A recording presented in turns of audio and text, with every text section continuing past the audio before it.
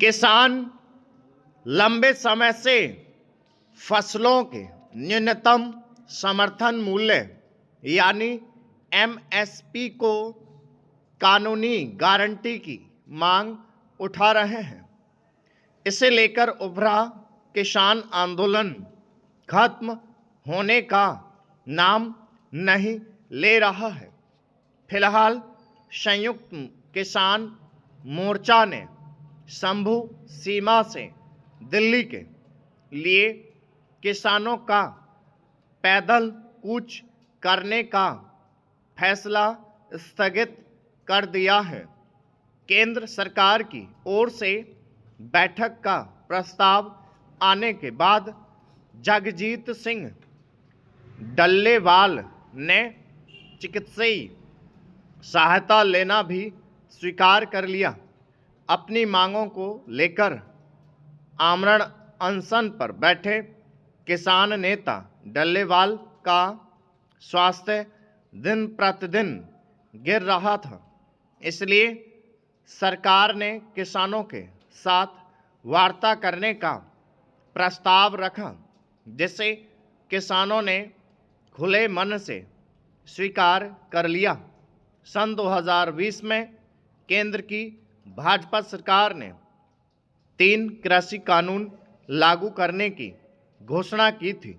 सरकार ने कई मंचों पर उन कृषि कानूनों के फायदे भी गिनाए थे। उसके बावजूद किसान लगातार आंदोलन पर डटे रहे और आखिरकार सरकार को तीनों कृषि कानून वापस लेने पड़े।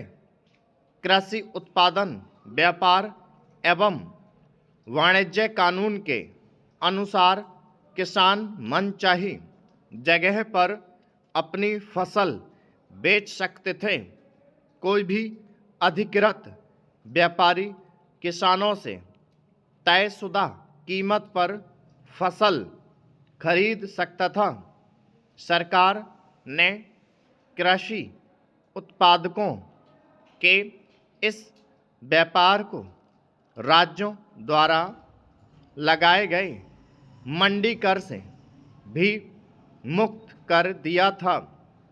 इस किसान सशक्तिकरण एवं संरक्षण मूल्य आश्वासन एवं कृषि सेवा कानून द्वारा किसानों से अनुबंध खेती करने और अपनी फसल को स्वतंत्र रूप से बेचने का प्रावधान किया गया था।